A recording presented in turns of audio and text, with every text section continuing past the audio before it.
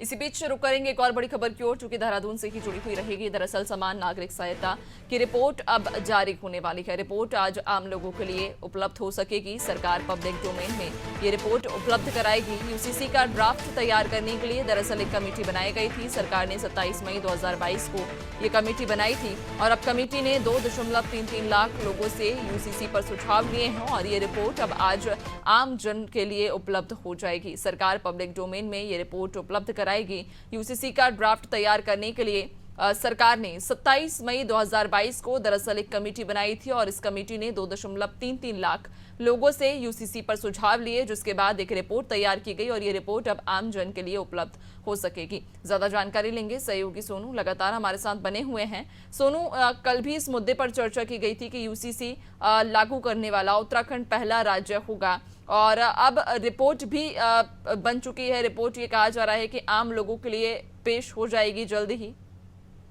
देखिए, ये काफी समय से यूसीसी का मामला चर्चाओं में है और इस पर कई बार सियासत भी हुई है और राजनीतिक दलों के एक दूसरे पर बयानबाजी भी काफी देखने को मिली है। क्योंकि सरकार का ये कहना है कि जब उत्तराखंड में बीजेपी की सरकार का गठन हो रहा था 2022 में, तो उस वक्त जब पहली कैबिनेट की बैठक हुई थी मुख्यमंत्री पुष्कर सिंह धामी के नेतृत्व में, तो तभी इस बात को कहा गया था कि सरकार के गठन से पहले जब चुनाव का समय था तब बीजेपी ने इस बात को कहा था कि उत्तराखंड में अगर बीजेपी की सरकार आएगी तो तब यूसीसी को लाया जाएगा। बीजेपी की सरकार आई, बीजेपी की सरकार का गठन हुआ। गठन होने के बाद सरकार की पहली कैबिनेट की बैठक में इसके लिए कमेटी बनाने का निर्णय लिया गया और तब से ये प्रक्रिया शुरू हो गई। विशेषज्ञ समिति का गठन किया गया।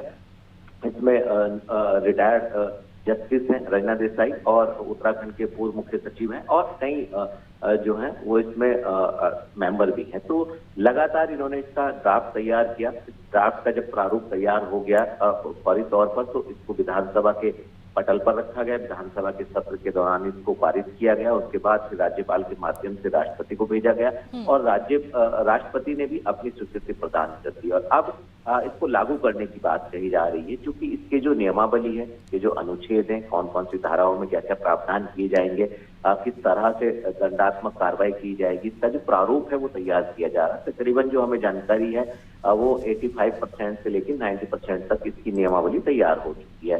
अक्टूबर माह तक ये लागू होने की उम्मीद की जा रही है। दूसरी तरफ लगातार इसको लेकर के लोगों में जिज्ञासा बनी हुई है और लोग इसको जानना चाहते हैं। खासतौर से पब्लिक के जो लोग हैं वो इसको जानना चाहते हैं। इसीलिए अब ये सरकार ने फैसला लिया है कि जो यूसीसी का जो प्रारूप अभी तक तैयार किया गया है इसको पब्लिक डोमेन में लाया जाए और जब जनता के बीच जाएगा तो कुछ लोगों ने इसमें आरटीआई भी लगाई थी, तो उनके सवालों का जवाब मिलेगा। और जो नियमावली तैयार की जा रही है, जैसे उसका प्रारूप पूरी तरह से तैयार हो जाएगा, इसके चाहे वो अनुच्छेद हो, चाहे इसमें दंडात्मक कार्रवाई हो, जिस तरह से सरकार और सरकारी के मंत्री जो हैं और अधिकारी भी इस बात को बखूबी बयान कर रहे हैं कि जो मौजूदा समय में सरकार ने समाज की कुरीतियों को महसूस किया और उसके समाधान के लिए इसका एक प्रारूप तैयार किया गया और यही वजह कि पूरे देश में उत्तराखंड पहला राज्य बना है। तो अब जब तक इसके नियमावली पूरी नहीं हो जाती और उसको लागू नहीं किया जाता, तब तक ये कमेटी जो विशेषज्ञ कमेटी में के ही कुछ मेंबरों में से